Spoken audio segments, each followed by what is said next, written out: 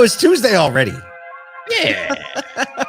Today, we're going to talk about battles of the billions, a summary of charges, and would you prefer a barista or a button press? I guess it depends on where you are for me. It depends on where I am, whether I want a barista or a button press. We'll talk about that later. Yeah, we'll talk about that. Well, because like the term barista is a very loosely used term these days. That means somebody standing behind a counter at a coffee place. That's what it means. But if it's a really, really good coffee place, barista. Yeah, we'll get into it. Save that. It's kind of like the word influencer. It's wildly different. They're actually the same person too. That's actually, it's the same. They got influencer at night, barista in the morning, right? Yo, if you have barista and influencer, one of those ain't going so well. How are we going to start this way? Welcome to Tuesday, folks. This is how the day starts.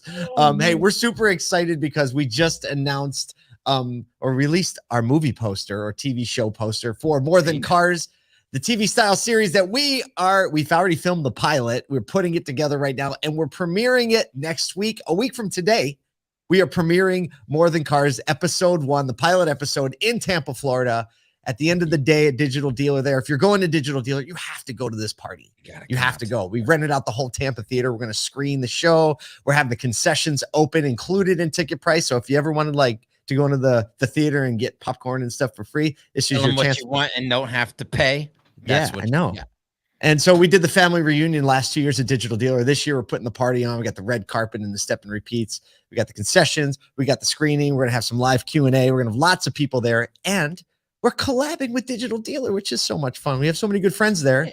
And they were cool enough to say, hey, if they're going to make sure all their dealers that go to Digital Dealer have a ticket to go to the Tampa premiere. So get your tickets now. It is potentially going to sell out. We do have limited space. There will be more people at Digital Dealer than we can fit in the theater. So do with that what you will. Go to so2x.com and get your tickets now. People are already picking up tickets, dealers and industry partners, but it's a thing. We're gonna have some fun. All right. What are we doing here? Anything else we need to talk about before we get into the news? I don't think it feels like so many things and not enough. There's a lot of things. There's stuff. There's things. We're gonna be at Reuters next month. It's gonna be there's great. that. You want to check that out? No, we're looking at the panel. So Kyle and I, David Kane last week, and we threw that up on the old podcasting. We did. Got a little in the dirt. If you want to hang out with David, listen to David Kane and Paul J. Daly hang out. Who doesn't? In the dirt on all. The best part of this interview, I have to say, is the way it ended. I haven't even listened. You got to see the ending. The ending is I can't. It is as quintessential David Kane as I can even imagine. And when it happened, I was like, that just sums it all up. So you got to get to the end of the episode. Don't scrub through it though. Listen to the whole thing. You'll miss the context. It's not long. It's only like 7 minutes or something, if even that. Yeah. So audio version, just search "In the Dirt" with a Sodu. In the Dirt will probably pull it up on Spotify, Apple Music, Google Play, all these things. You got to check that out because it's a lot of fun. And we also have a lot of those a lot more of those episodes coming because we were on the ground with David Kane and just talked to as many people as we could. That's what we do. All right, let's talk about a little bit of news. Okay, in the battle of, we'll call it the battle of the billions. That's the word we use these days. We just say billions. Millions is out of date. We're just using billions now. Battle of the billions, General Motors. That's right. General Motors and Samsung SDI announced plans to invest over $3 billion in the U.S.-based joint venture battery manufacturing plant. But that's not all. Hyundai also announced a $5 billion, so that's $2 more billion than the other guys, in an EV battery joint venture in Georgia with the company SK On. So GM and Samsung SDI planned plant will have an annual capacity of 30 gigawatt hours. It's gigawatts. I always want to call it gigawatt hours just because Back to the Future. Giga. So 30 gigawatt hours starting in 2026. The Hyundai plant in Georgia will be online start in the second half of 2025. 35 gigawatt hours of capacity. So we got a little bit of battles of the billions, one a little bit larger. The news comes as Hyundai just announced their Q1 earnings, which literally doubled year over year. So Hyundai doesn't seem too. Hyundai is to the moon right now. Absolutely. Hyundai, Kia, and I love how it's like, oh, I see your $3 billion battery plant. I'll raise you 2. Done. Got a couple more in the pocket over here. It makes a lot of sense. I mean, Hyundai has consistently pressed into U.S. manufacturing, whether that be of vehicles or of their resources for like vehicle components. And, you know, them heading into Georgia, they're in the South already a lot, being in like Alabama and places like that. So it makes a lot of sense. And look, I think that Hyundai is going to continue to probably grow with announcements like this, producing a lot more in the EV and hybrid space because they're constantly trying to push the bubble on things. They're going to be good at it too. That Kia, I got to say that Kia EV9 that's supposed to come out like November now is like, I wasn't thinking EV too much. And then my son Miles is like, Dad, I know you probably looked at that Kia EV9. I was like, yeah, it seems pretty awesome. I don't know if I can buy the first one ever produced that's that size. I could have problems.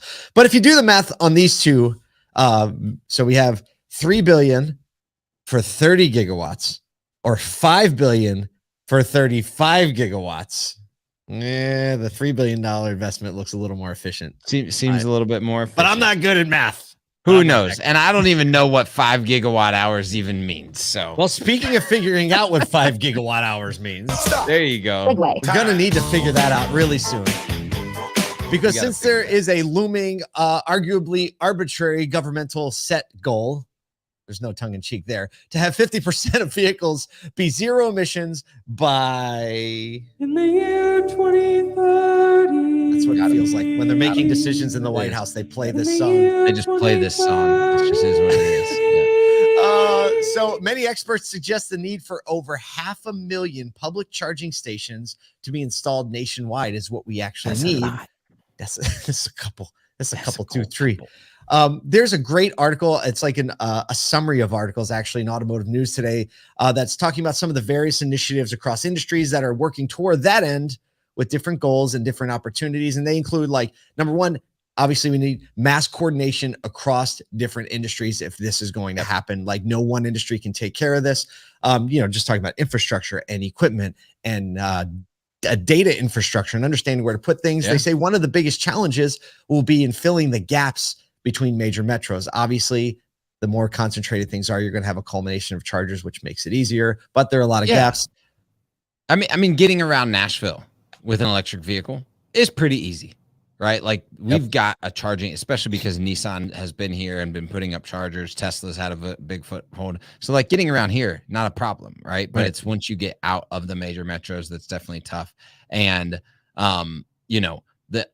the idea here and the conversation is like, all right, we've got multiple spaces where we can put these, right? OEMs like GM partnering with the dealers is saying, hey, look, that's going to be a part of the charging network. Retailers, Starbucks, 7-Eleven, Walmart, Target, Sonic Drive-In, Taco Bell, all the ones that we've been covering for the last 6 months, all adding charger networks, right? There's retail shops like Kohl's has been an early adopter. You've got other retail establishments. And then I think the private sector of, or the public sector of, private sector of like all of the oil companies, right? We've seen a few of those start to surprised. I haven't seen more of those actually. I know it is kind of surprising, but I understand like the ingress and egress. The layout's not built for that. It's not built for that. Yeah. Now Wawa's done a good job. Wawa, when they've put up stores, actually they've kind of put the chargers off to around the back or around the side in the parking lot. And they've already had. I don't even know what Wawa is. What? Because you've never lived, my friend. Wawa is the best. I mean, I did see a Buc-ee's. You haven't been to Buc-ee's if you. That's a different thing. That is not a thing. Like Buc-ee's is its own league. It's like, I tell you what though, new Buc-ee's are going up. They ain't got a single electric thing out there. There's not a charger in sight. Because there's not an EV in sight where they are. Literally like 100 places to put gas. We got to educate Kyle on what a Wawa is. So the next time we're in, like, oh, actually, they're coming to Nashville. They're coming to Nashville. Oh, yeah. I just have to do a video series. Jason Monahan called me super excited because they're planning 40 stores in the Nashville area. So you're about to know what Wawa is. What? Circle back on this conversation in 9 months. We'll come back to maybe a year. But some other things, some other coordinations, like large malls, like the Simon Properties Group has all the big outlet malls, and they're saying this is a huge win for retailers because, like, why wouldn't you want it to be convenient for shoppers to come spend 30 minutes, an hour, 2 hours at your place?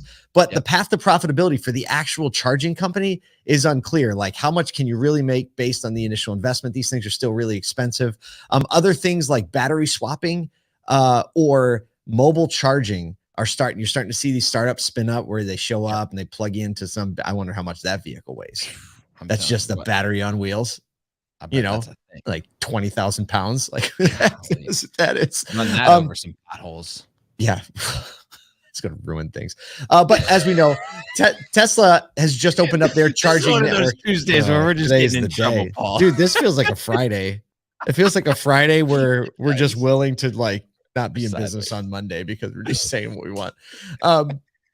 So Tesla's obviously been building a charging network for a decade. They have tons of data, tons of infrastructure, and they're starting to open up the charging networks to vehicles that are not Teslas, which I can just see how this, can you imagine if Apple started allowing people with a Samsung or a Google phone to come in the store?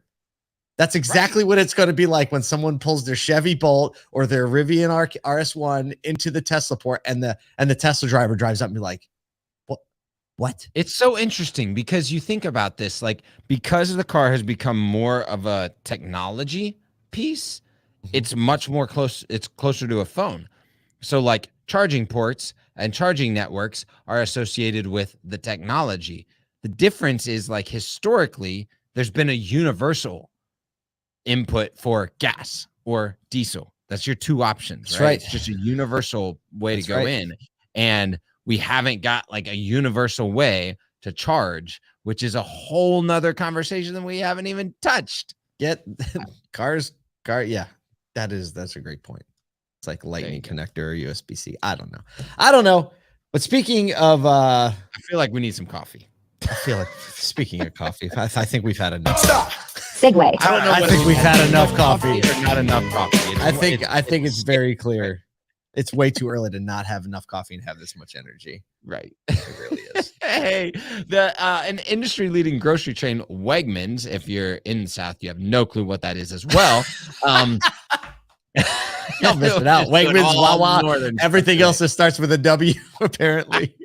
Is testing out replacement of live baristas at its in-store Buzz coffee bars with state-of-the-art self-service coffee machines. The company cites a significant decrease in coffee run traffic since the uptick of work from home.